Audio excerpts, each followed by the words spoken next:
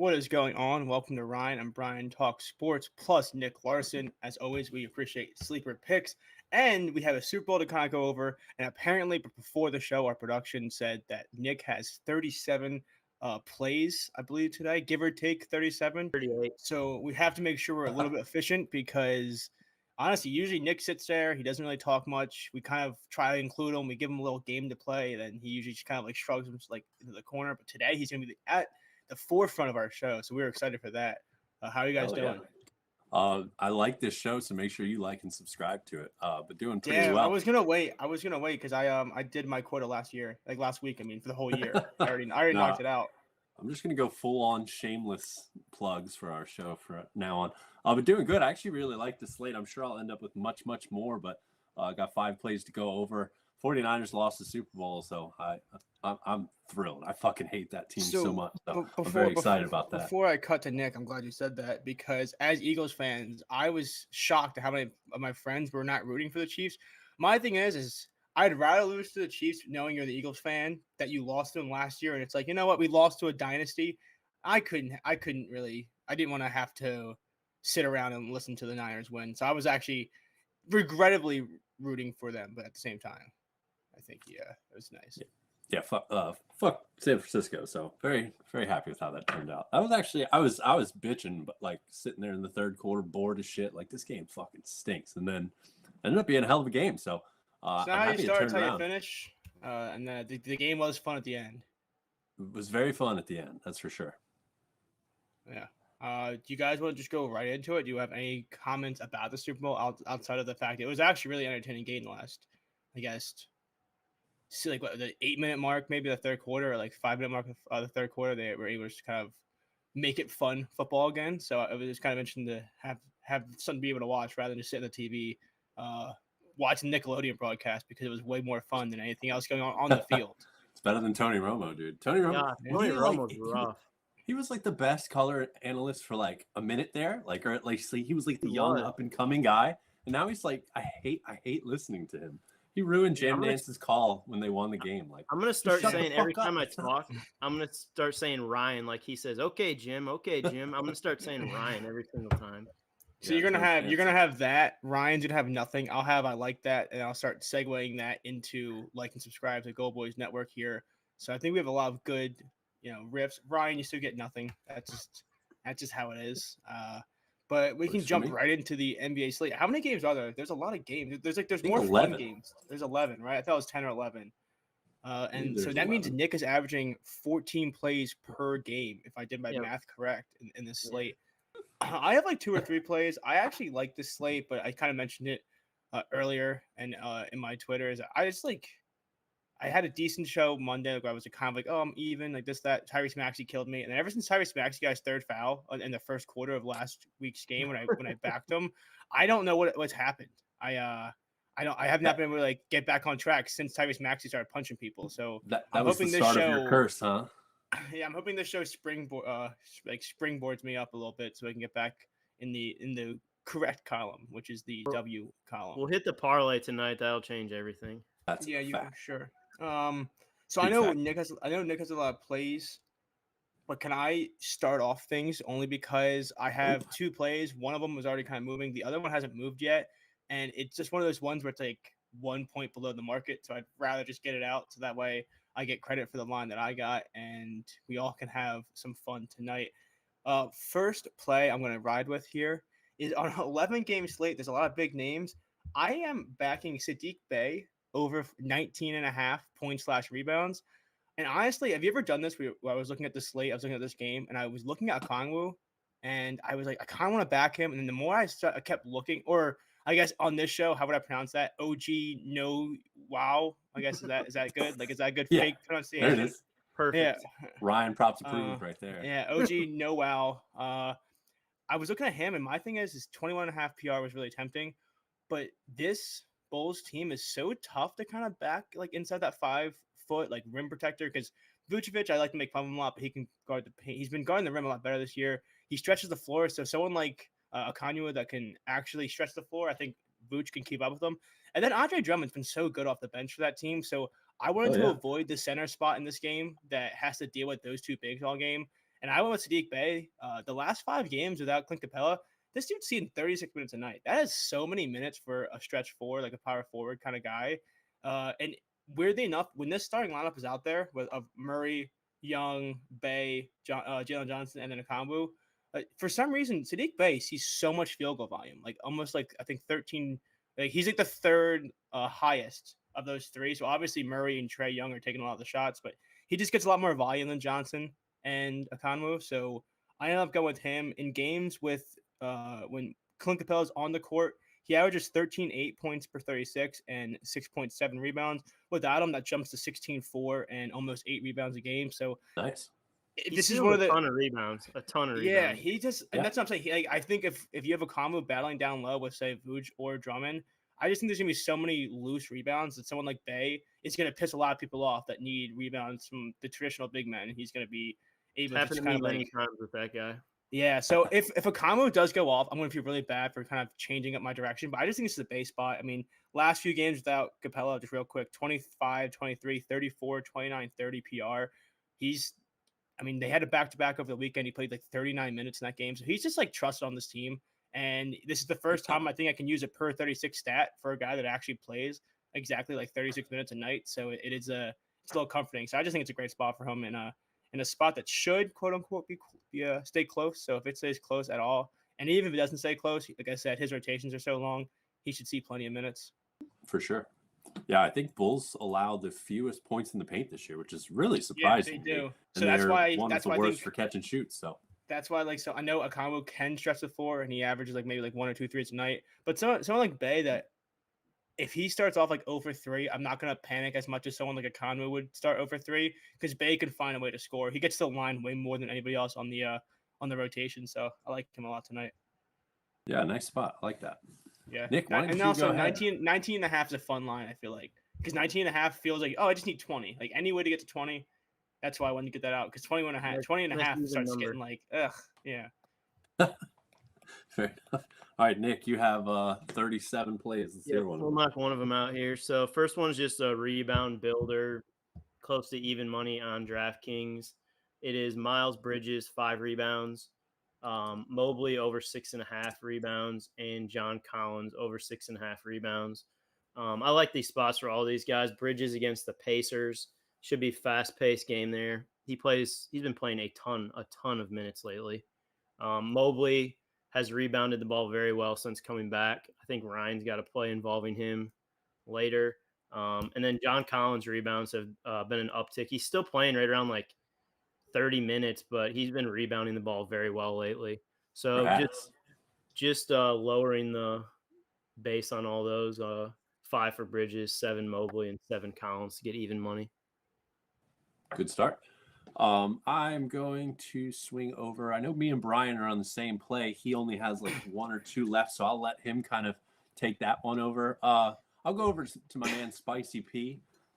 Pascal Siakam, just simply took him over points. It was 20.5 earlier. I'm cool up to 21.5 here. I really like this line. We get to scoop him up after consecutive unders. But in games where he's played with Tyrese Haliburton, he's over in 5 of 9. Minutes are not an issue. He's averaging 34 minutes. His attempts are down a little bit the past 2 games, but in the 9 games with Haliburton, he's averaged 16.4 field goals, 3.7 threes, 4.6 free throw attempts, which I think is perfect amount of volume to go ahead and score 21 or 22 plus against the Hornets, who allowed the 7th most points in the paint. He also has faced Charlotte 1 time in an Indy uniform. He had 25 points. He led the team in usage. They won that game by 16. So I don't really see any reason why they would kind of switch up their offensive strategy. I think give the man the ball and let him go and work, and he should have a really good night tonight. I really like this line. He's one of those guys, you could tell me he's 27 and I'd believe you, and you could tell me he's 37 and I'd believe you. I feel that. There's a few guys, I want to make fun of it, but same with DeAndre, and I can never tell if he's 23 or 56. It's some people just have these weird, it's also whenever someone comes into the league earlier, it just naturally, you just assume oh yeah, they've been around forever. And it's oh shit, they're still young. Jason Tatum's 19? I think Jason Tatum something like that. The oldest young player in the NBA has to be Jared Allen. He's ancient, right? But he's 25 fucking years old. Yeah. How is this guy 25 years old? He could be 35 easily. Yeah, I think I watched him as a kid, and that doesn't even seem possible because I don't understand how it is. He played with Jordan, I think. Yeah, I'm pretty sure he was. Isn't there an ancient video of him receiving a lob from Jordan? I thought so. I think the hair adds to it. The hair adds to it when he's got it. It certainly must. But Brian, do you want to go ahead and go with our play that we share tonight? I do. I think this is comforting because I know sometimes we make jokes that if we're on the same play, it's naturally doomed. But I think Daniel Gafford is just weird enough to work out because Daniel Gafford's a guy where I don't think a lot of people want to run to go bet him, especially he's a guy that's probably going to be coming off the bench again. But the Mavs, they're shorthanded. They need his minutes. And my thing is I got some DMs that were saying, oh, what do you think his minutes are going to look like? I don't see his minutes being any less than the 17 he saw in the first game. And I would project him a little bit more than that, maybe 22 plus minutes. And if he gets 20 minutes in this game, I mean, we're asking for 17 points / rebounds against a Wizards team that he might get 17 rebounds. Yeah, he was the only big on this like Wizards team. Like you got Bagley, I guess, who I mean that's another guy that's been around for forever that has scored 6 total points in the league. So I think it's one of those things that 25 years old. Yeah, I just don't. I honestly, depending on how today goes. If he hits the line, if he doesn't hit the line, whatever, I might just attack him again, like next game as well, because this is a guy that can come off the bench that you might see some good lines. Because if you watch any of the film from that first game of the Mavs, he just works so well with this team, and I think he's so comforted that he finally has someone that can find him on cuts. Like he no longer has Jordan Poole, where you have to almost angle yourself to get an offensive rebound. You can cut to the rim and just receive a nice lob up there. So they actually had a lot to talk about. Like I think Kyrie and Luka both mentioned it was a nice addition to the team. He brings length. It's you don't want to say a revenge game. It's almost like a thank you game for thank you for trading me and putting me on a team that has a chance to go to the playoffs and make some noise. But I do think it's always nice that if you already like a spot and then you get the added benefit of like, oh, it's his old team, so maybe there's a little bit more of a motivation there to show him like, hey, look how good I can be. I did also play that, and I played double. I did 1 unit, so $10 if your unit's $100 like mine is. And weirdly enough, I don't know if you know this. Brian. Yeah, I know. Shit. Big bucks, Brian. Wow. So if you did the math, that means I'm down $8,000 over the last 3 days. No. So Nick, I don't know if you know this, but sometimes if you go on Caesars, I was able to parlay Daniel Gafford 10 plus rebounds, 10 plus points, and it was plus 350 or whatever it was. That's just double. But if you add double in the same game parlay builder, it brings it to plus 600. So it's like almost double. That makes sense. Like I almost wanted to get a double, and I wanted it to be something like weird. We're like, oh, this includes something else, because it makes no sense. But I was able to get 6-1 because little did you know he also needs 10 assists for that. Yeah, but at that point, a triple double for 6-1, that's criminal odds for Daniel Gafford. But I want to experiment that a little bit more because I just realized it today. But if you're able just to throw in double on top of 10-10. And get your odds, you get your odds just like juiced to hell. I mean, that sounds fun. So I did play Gafford 16.5 PR, and I took his double, and so did Ryan Props. Yes, I did. Love that spot. Yeah, I mean, as far as his minutes are concerned, I think 17 is kind of like our worst case scenarios. Is how I would envision this. So in the chat today, would it be safer to take 20 plus PR? I mean, yeah, it's definitely safer. The odds would probably reflect that, but as Ryan said, he might have 17 rebounds. So. Yeah. I mean, I'm perfectly fine with that if you wanted to kind of reduce the risk instead of having to get specifically 10 and 10. Definitely like that. It should be plus 140, 150 or something like that, which I feel is a nice play. We'll cap this off with one more quick sentence. I'll say this. I'm not worried about his minutes, but I will say when you back someone like this in a lower line off the bench, it only becomes like you just feel stressed a little bit because those fourth quarter, he's sitting at 15. It's like, shit, how long is his run going to be? Like, what's going on? So you kind of just hope they dominate right away in the first half. So hopefully he gets a nice run in the first quarter, like at the end of the first quarter. Yeah, I mean, he just had 28 PR in 17 minutes, and now he gets the best matchup in the league. So I don't know. We'll see. Minutes are definitely in question, and will make you like a little worried if he gets like a 3-minute stretch to start and he's got 0-0, and you're like, oh, fuck. But I mean, like I said, I can't see 17 being like, I feel like that has to be our worst case scenario. They've been really solid with Maxi Kleber starting, so I think he'll continue to get the starts. But Gafford has to eat into these minutes. He's just such a nice piece for this team. Awesome. So Nick, do you want to go with your 14th play? Yeah, I'll tell you what, Brian. That was a good segue to my next play, the concept of it. But Okay. so Loctopus kind of pointed this market out to me, the whole first quarter stuff, and I don't know. I like it because, like you're kind of talking about minutes there. First quarter minutes are like scripted almost to the a only T. thing that you can really trust. Yeah. They come like they sub at like the exact same time in and out for the same people every time. And then once after that, it's like this. My next play is Tyus Jones, 2 assists in the first quarter, parlayed with James Harden, 2 assists in the first quarter, plus 125.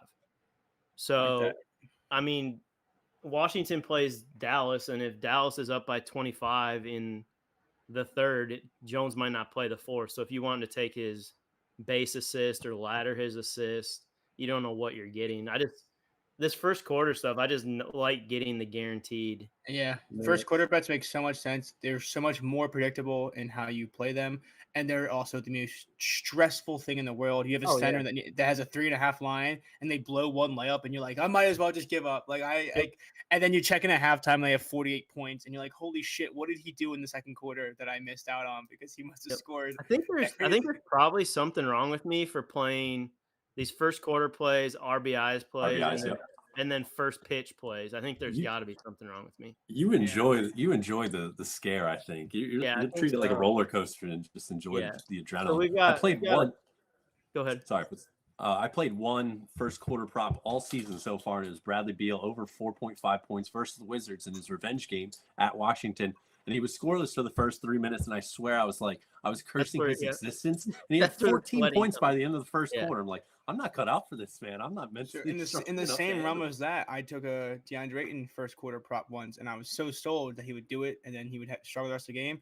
He had 2 points in the first quarter. I think he ended with like 18. So it's a little different end of the spectrum there. I think. Love that.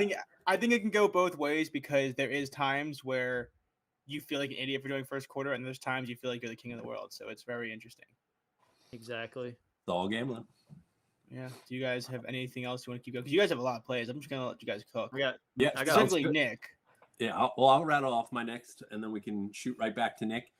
He mentioned Evan Mobley a little bit earlier. I'm going to go with Evan Mobley. I'm going to go slightly lighter as far as risk is concerned. He still is on that minutes restriction, but for 0.5 units, I took his points plus rebounds, which was 22.5. I think it bounced up a point. I'm sure it did. And then I put 0.25 on his double-double. But, a really nice spot. It kind of feels like a funky line. Maybe blowouts baked into this a little bit, but they've won 4 of their last 5 games by 16 plus, and he's still gotten his minutes. There's no back-to-back. They don't play it tomorrow. So, he should just get his 28 minutes, and he should get the hell out. And, he's been just dismantling this line. So, he's got 24 plus minutes in 5 straight games. He's worked up to 28 points. I'm sorry, in 28 minutes in one of those games. And that was like the biggest blowout of them all versus the Kings, where they absolutely slaughtered them. So, I feel like his minutes aren't really in question. He should just get his 26 to 28, and he's just been murdering this line. He's averaging 18 points and 11 rebounds in the past 5 games. He has a double-double in 4 out of 5. So, I did get a little bit of kind of like a trap vibe here, but also kind of like a spot where I'm just not going to overthink this. I'll reduce my risk a little bit, but I'm also just going to hop on some of this value that I can't imagine it lasting very long. It's actually up to 24.5 for PR. That is actually kind of a hell of a jump, but I'm still cool there. Like I said, he's averaging 18 and 11 over the last 5 games. So he gets Philly, and I just kind of laugh when I look through their lineup and I think about who's going to try to be boxing this guy out. Is Tobias Harris really going to be a threat to Evan Mobley? I don't know. I don't think so. So they don't have anybody that can match his length. Cameron Payne. Yeah. Frightening guys for sure. Yeah. So and for all we know, Harris might not even play. So if Harris doesn't play, it's just that they're gonna have such little size. They're gonna have to move Oubre to the 2 and Heel to the 3 or 4. It's gonna be a smaller lineup. Yeah. I really like the matchup. He's been murdering this line, so I'm not gonna overthink points plus rebounds, and then I took for double-double as well. Awesome. All right, my next one is a first quarter assist ladder with Luka and Trey. Luka plays about 10 minutes per first quarter. Trey about 9. Start them both at 2, and I threw in Trey Young 18 plus points to kind of reduce the juice just on the first rung there. So that's minus 114, and then I just ran it straight to 5. 3-3 plus 200, 4-4 plus 745, 5-5 is plus 3,000. And Damn. to help to help my friend Nick out, I'm going to say this right now that for those that aren't aware, Trey Young does sit around the 7 to 8 minute mark, and he will return back to the in the first quarter to finish out the last 5 minutes. So make sure you don't spam Nick's DMs and whatnot. Or do actually we're actually perfectly fine with you doing that. I forgot they have a new rotation since Capella's been out, so he's been playing the entire first quarter, the whole 12 minutes. So he should be able to hit that easily now. They have a new rotation where he plays the first minute and then he sits the rest of the game. That's called he had 3 fouls, and it's gonna be really funny to text you. Yeah. Classic. No, that's two good. That's two good spots there. Honestly, I think the only better spot than those two is right here on this show. So make sure that you subscribe, you like, and you hang out with us every Monday night at 5 p.m. Except for maybe next Monday night, because there's nothing. Yeah, there's no NBA. There's no NFL. So we'll figure that out later. But Nick Larson did offer to do interpretive dance for a full hour by himself. Yeah, 1 full hour. Nice. 1 full hour. There's gonna be no audio. I mean, nothing. Not even music. It's just gonna be deadpan silence, and he's gonna have to do a nice interpretive dance by himself. I thought that's what I was doing tonight. That's what I came prepared for, because I was the only one in some random. Yeah, we know you're lying because you came in with 48 plays, so you're bullshitting all of us right now.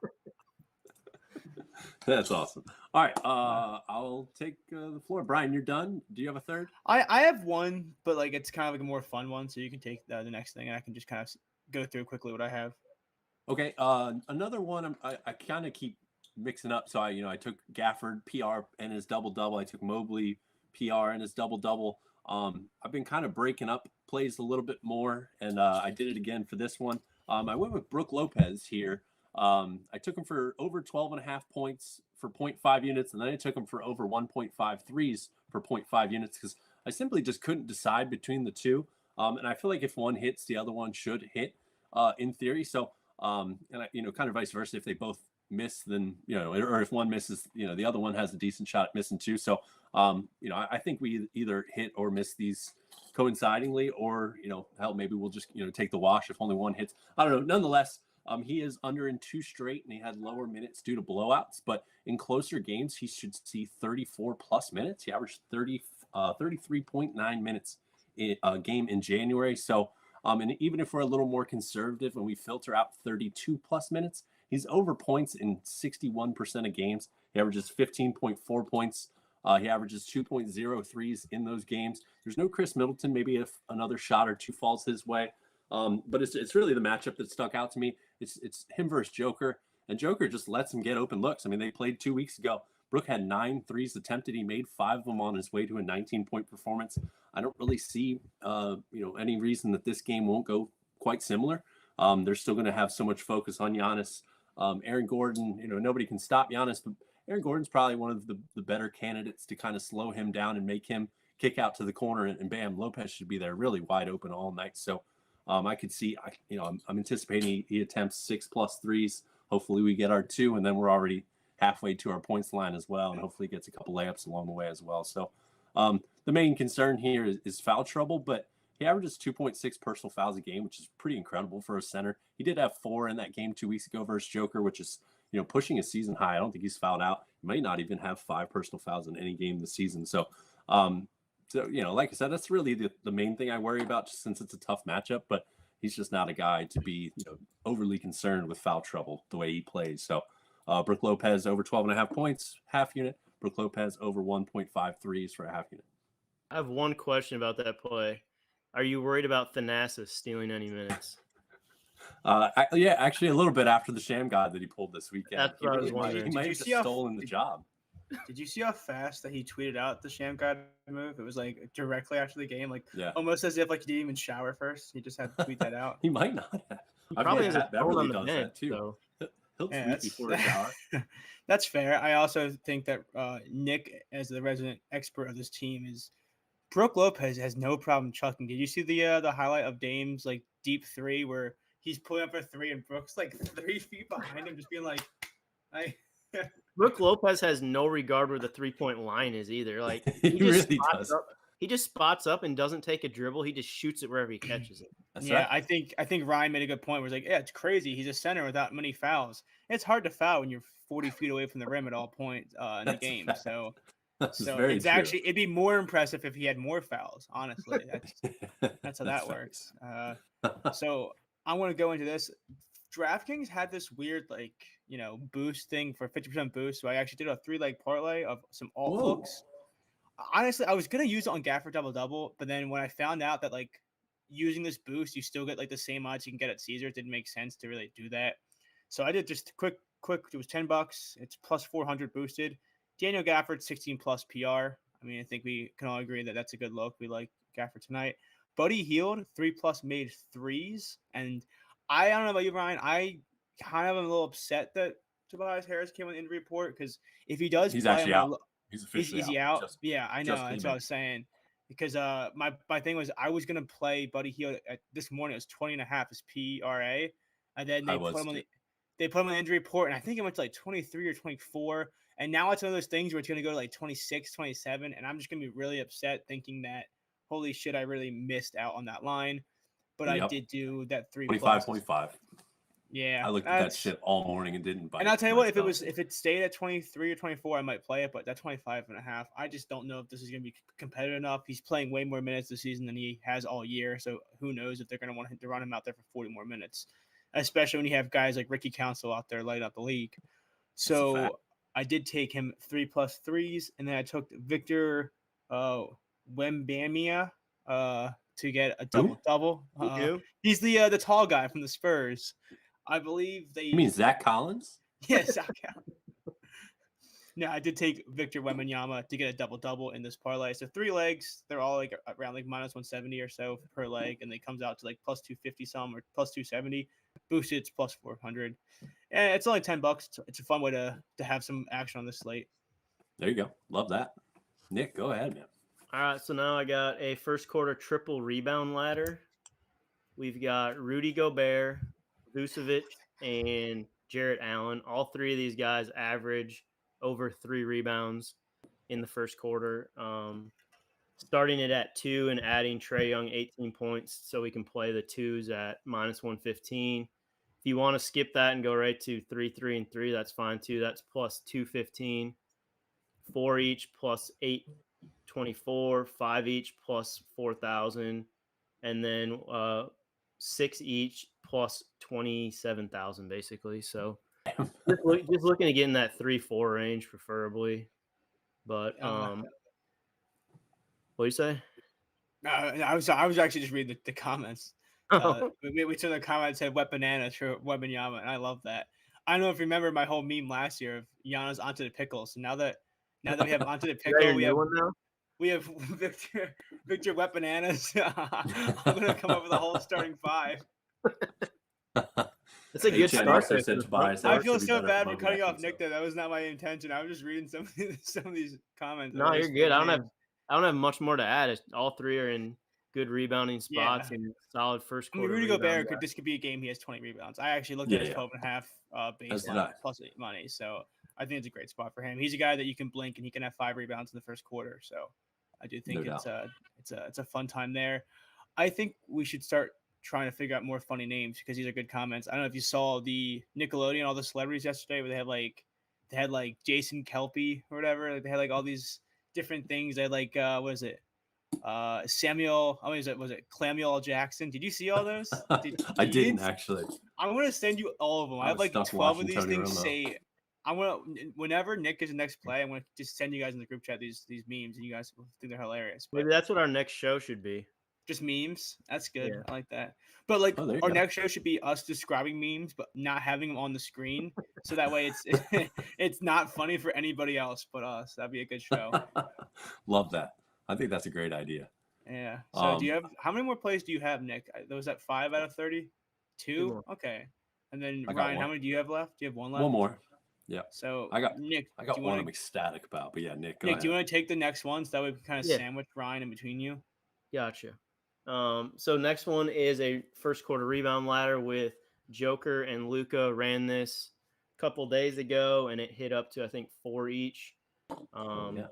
So once again, adding Trae Young with the 2 rebounds each, minus 130, and then 3 and 3 plus 155. You can start there if you want to skip the first one. 4-4 plus 485, 5-5 plus 1687. Luca, like I said before, plays about 10 minutes. Joker had a big rebound game last time against the Bucks, and he's I don't know, 8-9 minutes, usually 9-10 sometimes in the first quarter. So that should be a competitive game as well in the first quarter for sure. So like both spots for those guys. Yeah, sounds good. My man, I can't wait to give out this play. There's probably so many people that may have never even heard of this guy, which makes this probably my favorite play of the night. Vasilije Micic, which I'm really playing with fire. Is this the EuroLeague play? Yes, this is yeah, the EuroLeague. this is my EuroLeague play. Is this this is darts, right? Yeah, that's right. EuroLeague darts, in fact. Perfect. So Vasilije Micic. It's EuroLeague basketball darts. Actually, it's a very strange game. That's right. I took him over 15.5 points plus assist for 0.5 units. I took him for 8 plus assists at plus 400 on DraftKings. FanDuel did not have an active line at the time. They might now. I'd imagine they'll have the best odds for the 8 assists when and if they post it. Still not up. Nonetheless, Vasilije Micic, this dude, I mean, he's been playing professional basketball since he was 16. So he's a 14-year pro. He won 2 EuroLeague championships. He's been a top scorer in EuroLeague, and he has a EuroLeague MVP. So this guy, he's quite celebrated over where I believe Serbia is where he came from. Where Luka? Huh? Yeah, it's Luka Doncic, right? Yeah, something like that. Yeah, he has a similar story to Luka, except he's just probably not going to give us 35, 10, and 10, but that's okay. He went to the Thunder. Everybody thought he was going to be kind of like their backup point guard to Shea. He snuck in his 10, 15 minutes a game. Didn't really have a lot of time to showcase his ability. And then he got sent over to Charlotte, and I was kind of licking my chops. I really like this new Charlotte roster. I think it's really intriguing. I think it'll be kind of like a prop gold mine for a little while. So I kind of want to fire off my plays on this team. Trey Man points is another one I'm kind of looking at, but I'm not sure I'm sold on the value. Nonetheless, getting back to Micic, this he's no slouch. I watched the last game because I had Trey Man props, and I ended up walking away really impressed by this guy. He led the team in usage with 25.4% usage rate. He took 13 shots. He had 10 potential assists. So volume's great. Obviously gets a fast-paced matchup versus the Pacers, which should get him running a bit faster. Charlotte was plus 14 in his time on the floor. So he got 28 minutes, I think, maybe 26 minutes. That's probably around what he'll stay, but I think he's locked into those minutes because they won that game by 15 or 16 points. They played so well when he was on the floor. So maybe, hopefully, we get lucky and he gets a start or maybe 30 minutes. But I think even if we get the 26, 28 minutes that he got last game, that we should be sitting in good shape for this 15-5 line. And I also like the last thing is the guys around him that he plays with are so intriguing. That's why I really liked his assists. The bench unit is him, who, point guard Micic here. Then they surround him with Grant Williams, Davis Bertans, and then Seth Curry. So, he's surrounded by guys that he can throw catch and shoot jumpers to. If he catches minutes with Nick Richards, he's a great lob threat. Miles Bridges, he can pass to him and score pretty much anywhere, really. So I really like this line. I think this line doesn't even come close to existing a week from now. So I wanted to hop on now. And I'm going to tell you on this, and I'm going to complain if he doesn't absolutely murder this line. That's going to be my thing. That's perfectly fine. How do you pronounce his first name? Vasilije, but he goes by Vasa. Oh. I know all these because I watched tape. I thought it was Vaseline, how to say his name. I was completely wrong. What's that? Vaseline? I thought it was Vaseline Micic, whatever. Vasilije Micic, that's right. Yeah. Is it Yeah, thanks, Vassal or Dylan, for Vassell? recognizing that I pronounced that correctly. It's actually it's that petroleum jelly you see at the CVS. That's what he is. He's a giant tub of that when he's out there on the court. But he's one that can pass really well. So yeah. Yeah, Vasilije Micic, man. Hopefully a name that we know pretty well across the league in a week or two by now. In the chat, someone said double. I'm seeing 17-1 on double. I would like more potential assists to kind of attack that double. He only had 10, but that's not terrible. You're supposed to just say yes. That's how this works. You just say it yes. is 17-1, so yeah, just sprinkle a little bit, man. Just a little bit. You're right. Shouldn't be lame. We have so many more of Nick's plays. You can't take time. I got one more. So many. Yeah. So Nick, I want to give you the floor here to kind of round out our show, and we can go into our parlay. Last one's a first quarter assist ladder with Joker and Halliburton. Both these guys top in first quarter assists. I added our friend Okongwu 2 rebounds in the first quarter to the first rung here to get it close to even money, and then ran 3-3 at plus 161, 4-4 plus 549, and 5-5 plus 2,000. Once again, just like the other ones, you know what you're getting as far as minutes in the first quarter. Halliburton been playing a little bit better the last couple games as far as assists wise, a little bit more minutes, a little bit more in the first quarter, and I mean he's a guy that can bust out eight assists in the first quarter sometimes. So, and then just depends on Joker how the Bucks play him, but I think if they do, he can kick it. The Bucks terrible defensive team, so there should be a lot of points scored in that game. So I like both spots for these guys too. Love that. Damn, I want to. First quarter. Nick's night is gonna be done early. I like that. Nick's gonna be in bed. Nick's gonna be in bed at like 8 p.m. It's gonna be crazy. Yep. He's gonna have a wild time. Crying. Yeah, here I am staying up till fucking 2 a.m. every day. Watching, now I gotta stay up for this 10:30 game.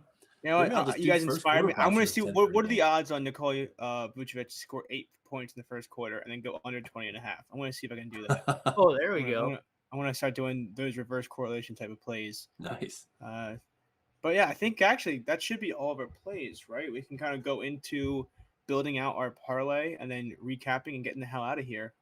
Sounds like a plan. Because we have to be out earlier than usual because Nick has to add some more first quarter plays. So before the first quarter starts. Quarter starts. Right off the bat, Nick, what is your favorite? Like, I guess you can't really say favorite play, but like, what's a look that you had this morning that was like one that you wanted to make sure you had action in, no matter what? We gotta have Mobley in here somehow because I like that, and then I saw Ryan liked it as well. I don't know how you want to do it, but I really like Mobley. Could probably do like a 12-8 or something like that. Let me see what that gets us to. It might be halfway decent. That'll probably be close to plus odds, I would think. 12. Let's see. You see 12 and 8. 124. So for 12 and 8, I don't hate that. We could just simply do alt PR. That way we don't have to get so specific about it. Okay, let's see. If they have that option. They do. They do. What's like that option look like? Like what's like a minus like 160-ish type of thing? Well, don't get your hopes up. They don't have him. They have his points and assist alt line. They don't have. Well, they do have PRA, which I'm also cool with. Or plus 150, plus 155, 8. I mean, a 12, 8, and then Buddy Hield 3 threes. I'm cool with that. Yeah, I think that's a great way to start. Well. I hate the fact I said that because I hate threes, but there is just something about this that Buddy Hield's taking like 11 threes a game on this team. Oh yeah, he's going to be wild. We're going to be really sad when he's 1 for 11, but like, hey, the shots were there though. We can get the classic Ryan props notification like at like 1 a.m. after he said he was going to bed, where he's like, the volume was there and the lock is gone, and I gotta go back to the grind, like whatever the hell he says.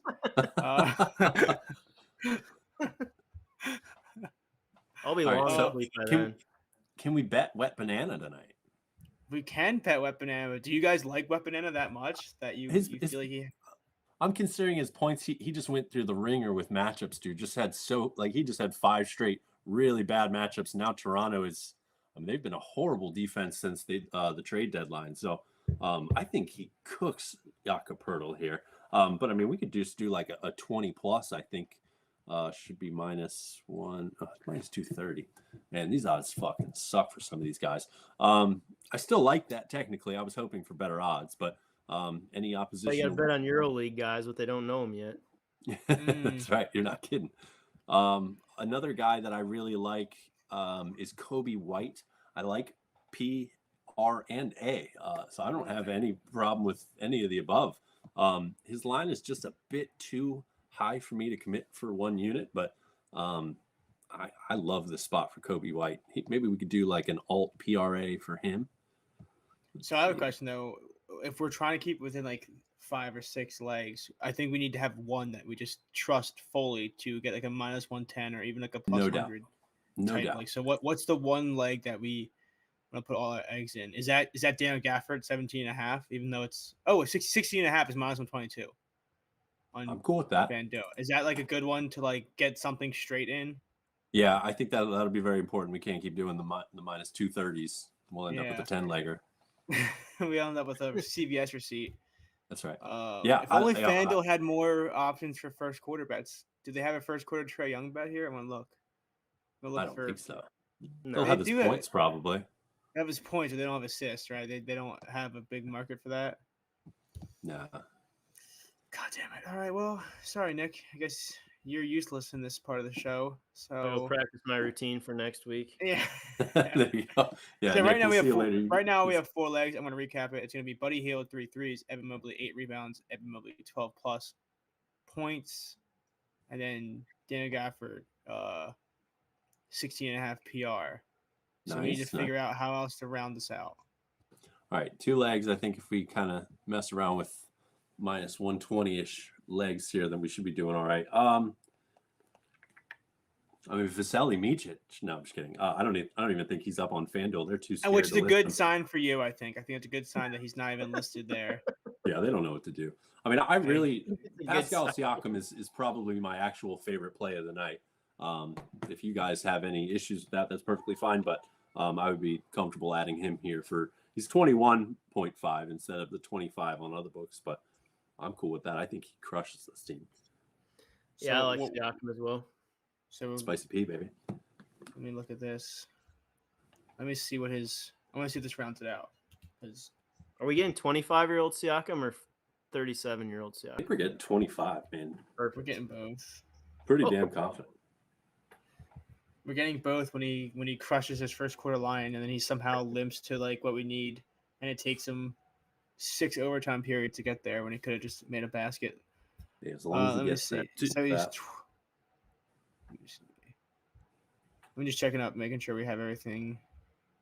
Did we officially add Wembanyama 20 points? So I was just gonna say, No. Ryan, if we do Wemby and we do Siakam 20 plus, it would get us to 10-1. 20 plus or 20 plus? 21 and a half plus? I think 20 plus should get us to both. Okay. I'm It'll gonna be look. close. I'll double check for us. Siakam thrown in gets us to 7-1. Wemby for It's 20. 10. Yeah, it's 10-1. I got 838. So if you do Siakam missed and something. Wemby, Yes, Siakam and Wemby both at 20. I have 838. So if we do, Gafford went back to 17.5. Are we comfortable doing 17.5 at minus 106 and then make it 10-1? Or do you want to make it 16.5 and then just have the I say rock with the 16.5. Okay, and then we'll be. I mean, 9-1's fine, right? I mean, we need to see one go through the. Here, let me see. I think we'll still get what we want here. All right, minus 136. It's 950, so 9. That's fine. That's okay with me. I don't care. We round up here. Yeah, we round up unless cool if it's not. I like that. Yeah, sorry. That we should really start having more ideas before we just start spitballing, because that was like a 3 minutes of nonsense of us just going back and forth. But I appreciate it. So real quick, I think it's fun as shit. I think I like having nothing prepared ever. So that's a fact. Let me see here. Where is he? Where's the alt here? Why can't I find it? There is also a boost on FanDuel for same game parlay boost. And we could probably use it because we have enough legs, right, from same game. like a same game parlay plus. Yeah, you could definitely use it. Get Oh, you to so 12 to 1. it's gonna be fine anyway because we're gonna be able to boost it and then get a 10 to 1 anyway. So read off all the legs again. okay, so if you're just tuning in at the end of the show, which would be smart, so you don't have to deal with any of us ever talking on this show, we have 6 legs, but 3 of them are in the same game, so we don't count that. So we help keep our numbers lower. So it's Buddy Hield, 3 made threes, Evan Mobley, 8 rebounds, Evan Mobley, 12 plus points, Pascal Siakam. Different from the Pascal Siakam on the Raptors, this is the one on the Pacers. We have him for 20 plus points. We have Victor Wembanyama, that is Victor Wembanyama, 20 plus points, and then Daniel Gafford, over 16.5 all points / rebound. That makes a lot of sense there. As everyone get there, so it is plus 950. There is a 30% boost. My max is $10. It makes it to 12 to 1, and I'm going to lock that in right now. Hell yeah, me too. I think this is a good one. I can't wait for it to be the fact that I mentioned a 3-point line that's going to ruin everything that we ever needed. Dude, so Buddy Hield 2 for 11 incoming. I cannot wait. By the way, 2 for 11 is too painful. 2 for 18. He's gonna have like the craziest green light of all time, and it's just gonna be pain after he makes his first 2. He's gonna have this big green light, and then he's gonna miss 14 straight. Also, say what you want about FanDuel boost, but they have a boost for Mitchell and Brunson scored 25 plus. You're taking that? Trust it's 2 to 1, right? It's like 30% EV. So it's crazy like a massive boost. So obviously Donovan Mitchell will probably score 22, but I think this is a no-brainer bet for sure. Yeah, Donovan Mitchell will score 24, but he'll have like a weird charge type challenge play that like they take 2 points off the board after the Sixers win somehow in the late of the game. Stat correction, they give it to Mobley for us, and they had the other day that they gave a basket to a wrong person, so I live bet him just because I was watching the Sixers game, and they gave Kelly Oubre. It was a game Kelly Oubre dropped like 28 points. They had him at 7 points, and I was like, he's at least 10. They gave like a point to somebody else, and I was like, dude, I'm just gonna take it on the sheer fact that I was watching the game. I was like, it was definitely Kelly Oubre. I don't miss a guy that good looking on the court. Oh wow, I didn't know you knew ball like that. That's why my fiance cannot go to Sixers games because Kelly Oubre is now a Sixer, so I have not been able to bring her to a game all season. So it's been really. Is that why you hated Kelly Oubre previously so much? Yeah, because now I can't bring her to. I have Sixers ticket passes every year. Now I can't even use them with my fiance. Now it all makes sense. I can't bring her to the games.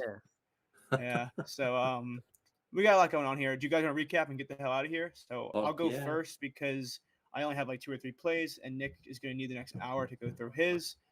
So right off the bat, I'm on Daniel Gafford along with my friend Ryan. I took a sprinkle on his double-double at plus 600 on Caesars, but I took the main play is 1 unit on over 16.5 points / rebounds. And then I also took Sadik Bay over 19.5 points / rebounds. Surprisingly, that line's still holding on DraftKings or MGM. I really thought that would go to 20.5 all books, but those 2 books still have it at 19.5. And then I took a small boosted parlay of Victor Wembanyama, double-double, Buddy Hield, 3 plus made threes, and Daniel Gafford, 16 plus points / rebounds at plus 400 on DraftKings with the boost they have. Love it. A lot of Daniel Gafford's very important. He's going to get into foul trouble off the bench somehow, and I'm going to be like, how the fuck did that even happen? He can't. It's just not He's going to get a foul in the first – He's going to get a foul in the first 3 minutes, and he's going to be on the bench, and it's going to make any sense. Because I'm going to be watching the Sixers game, and I'm going to see my phone and see, like, Daniel Gafford foul, like, first personal, and he's on the bench, and I don't understand how it happened. No, he's going to smoke this line. We're gonna manifest it. Nick, go ahead. All right, so first play is a rebound builder, close to even money on DraftKings. Miles Bridges of the Hornets, 5 rebounds. Evan Mobley, Cavs, over 6.5 rebounds. And John Collins of the Jazz, over 6.5 rebounds. Then just a straight play here. First quarter assists, James Harden, Clippers, and Tyus Jones of the Wizards, each 2 assists in the first quarter, plus 125. Then moving on to the first quarter ladders for assists, Trae Young and Luka each to have 2, added with Trae Young 18 points, and then ran it 3-3, 4-4, 5-5 in the first quarter as well. Then triple rebound first quarter ladder with Rudy Gobert of the Wolves, Vucevic Bulls, and Jarrett Allen of the Cavs. Once again added Trae Young 18 points on the base with 2 rebounds each. And then just ran straight 3-3s, or 3s, 4s, 5s, and 6s. Rebound ladder with Joker and Luka first quarter. Added the Trae Young 18 points as well. Ran that with 2, and then just straight with 3-3, 4-4, 5-5. And final one, Luka and Halliburton first quarter assist ladder. Added a Kongwu 2 rebounds to the 2 assists to get to even money. And then just ran straight 3-3, 4-4, and 5-5. Beautiful. Okay. I went with Spicy P over 20.5 points. That's Pascal Siakam, the 25, 37-year-old. Pascal Siakam over 21.5 is perfectly fine. Evan Mobley, I took him over 22.5 points plus rebounds. Just bumped up a little bit now, I'm sure, with the Tobias news, but still like that line. And then I took him for a double-double as well. Daniel Gafford, the most important man of the night. Or remember the Scotty Barnes night a couple months ago where we were all on Scotty? Why would you bring that up? You literally just... Hey, but we had a guy, I can't remember who it was off the top of my head, shortly after that all 3 of us were on that crushed his line. But nonetheless, that's going to be the Gafford story. But yeah, Daniel Gafford, the most important man of the night, 16.5 PR, took him for double-double as well. Brook Lopez over 12.5 points. I also took him for 1.5 threes, put 0.5 units on each of those. And then man of the night, Vasilije Micic of the Charlotte Hornets. I took him over 15.5 points plus assists. And then I sprinkled on 8 plus assists as well on DraftKings. And that will do it. We're out a couple minutes early. We have that parlay as well. Brian will take the honors of posting, I believe, in Discord. And then thanks to Sleeper Picks for sponsoring our show. Go ahead and like and subscribe so you get to catch us every week at 5 o'clock on Monday. And we will see you next week. Maybe not Monday, but we'll figure that out later. See you guys.